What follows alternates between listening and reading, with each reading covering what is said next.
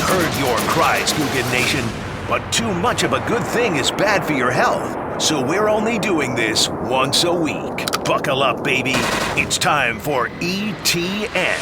Brought to you by Lloyd's Construction and Consulting, providing first-class construction services on 1010XL.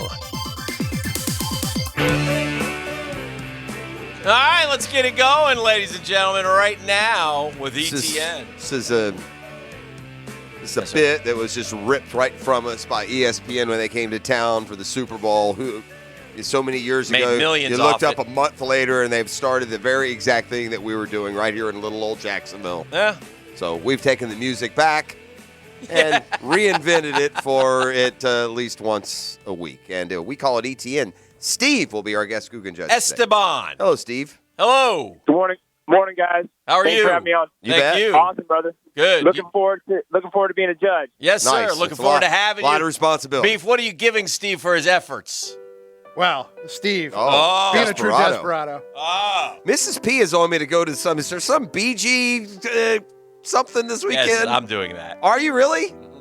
Dan actually joined You the may I'm see me singing. there. Huh? I'm singing it. Yes. Oh, I I'm thought gonna you. be, Well- Okay, well, I'll tell her we Since- definitely don't want to go there. Since there's only I don't one even know Gibb what that brother right there left, sounded like some sort of Swahili war cry. I don't even know what that was. since there's only one Gibb brother left, they're taking subs, and Dan will be filling in Ooh, That's right. along with Barry. The BG Whizzes. Steve is going to get a pair of tickets to Classic Album Live, Nice. doing the greatest hits of the Eagles Yes. at Florida Theater coming up April 17th. You can pick up your tickets at the Florida Theater box office, or like Steve, win them here on 1010XL. Nice. Boom. Shall we dance? Boom. Shall we get it on? Let's go. Shall we fight to the Let's death? go. Round one. Round one. Wow. All right. Wow. A lot of drama. Round one, it's been a big question here the last few days. I mean, you guys asked Tony about it. It's been a matter of debate. So there's still a couple weeks left to make a decision. The franchise tag deadline comes March 9th. But if the ball was in your court, what do you do with Cam Robinson?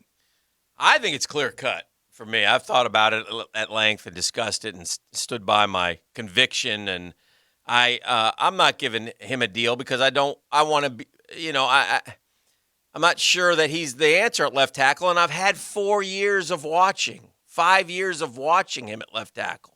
All right. So I'm going to tag him because I want a veteran presence, and I'm going to draft an offensive lineman. I'm not drafting an offensive lineman at 1. But if there's one there at 25 or one there at 33, I'm going to get myself an offensive tackle to come in and compete and eventually take over. But that's what I'm going to do. That's how I'm going to handle it. I want the offensive line to be the very best that it can be for my young Trevor Lawrence, who I must protect at all costs. Sets up an interesting test in culture, doesn't it?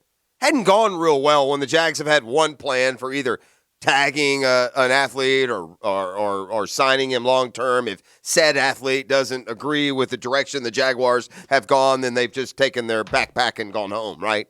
Whether it's Jalen or Jan or anyone else. So I'm intrigued to see the test here of where Cam matches up and what he wants and where the Jags match up and how it will be handled, I would assume, much differently than what we've seen here in the past. So as to the question itself, you better not go into the season with a rookie left tackle. I'll put it that way. Winner, Jeff. Oh, dear. Round two. Oh, no.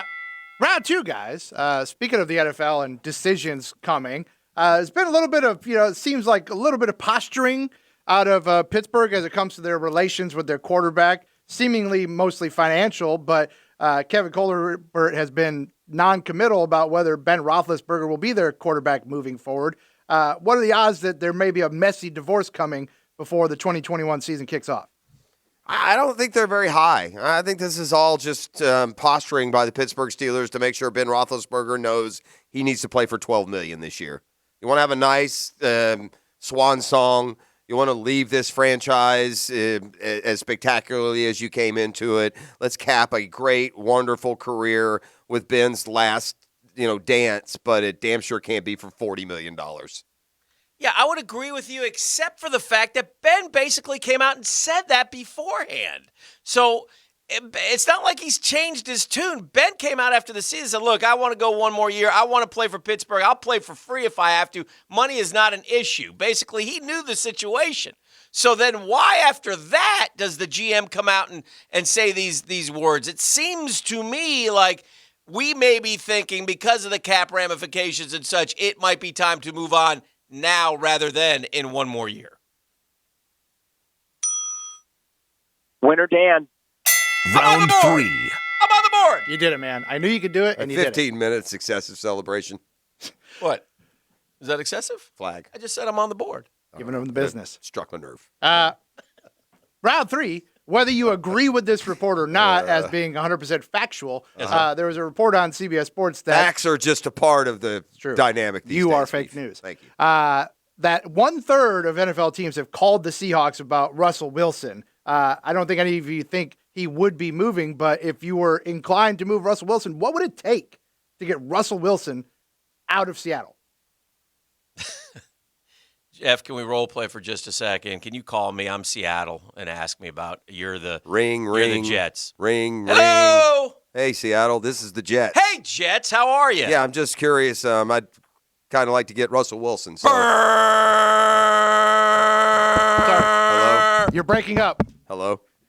That's my answer. Oh, that's Dan's answer. Your turn. My answer is, I'm more practical than you are, and I don't need any role play. No what role play? will it take Thought it was to fun and get? creative. Let me tell you what it'll take to get Russell Wilson. This is what it'll take to get him out of Seattle. Yes, okay, it's pretty simple. It's going to take a white cargo van, no windows. It's going to take 3 henchmen dressed in black with black wool caps on. It's going to take some rope, and it's going to take some masks. That's what it's, and not the kind that keep you from getting corona. And then you're going to have to break into Russell Wilson's gated community. You have to throw him in back of said van and then drive him off to your NFL city. You're going to have to kidnap him to get him. Winner Dan. Yeah. Round 4. Round 4, I guys. feel like I should get half a point. Thank you for playing. I greased the wheels. Round 4. Speaking of quarterbacks, Yes, sir.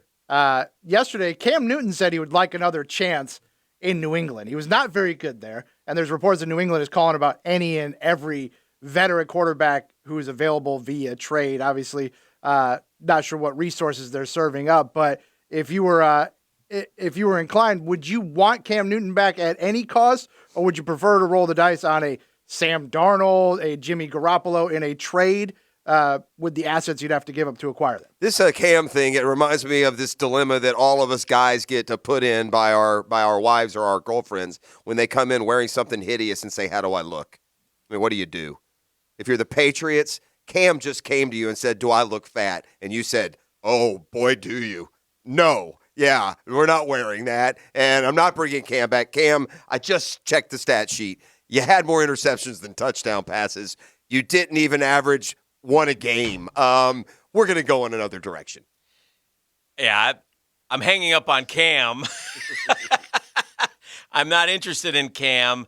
And I also have an extra criticism to throw at Cam yesterday because he was in this podcast with Freddie T and those guys, and he was talking about the plays that the Percy Harvin, he was telling everybody what a great player he was, and he was talking about a play that Dan Mullen literally drew up on the sideline, and he went 80 against LSU. The only problem is I remember watching Percy Harvin. He never went 80 against LSU. He did catch one for 70, but that was a pass. He said he drew one up where he handed off the ball. The only one he ever went 80 on was against South Carolina. So not only is Cam not coming back, but his memory is a little foggy liar. as You're well. calling him a liar. I did see, by the way, the dad of that smart mouth little kid must have got to him because he was issuing the apology yesterday for being such a little turd. Yes, that was good. Yeah.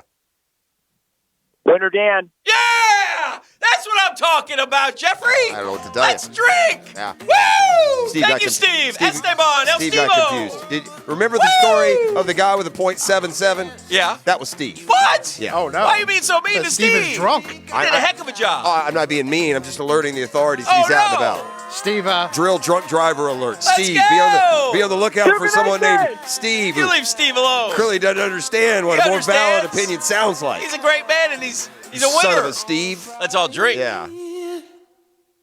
Fireball. Hockey sticks. The hockey sticks with both. Steve, you do a couple shots at Classic Albums Live. Enjoy it. Couples swim in the lake of fire for you two. Oh, so long, no. Steve. Wow. He sent Dan to hell.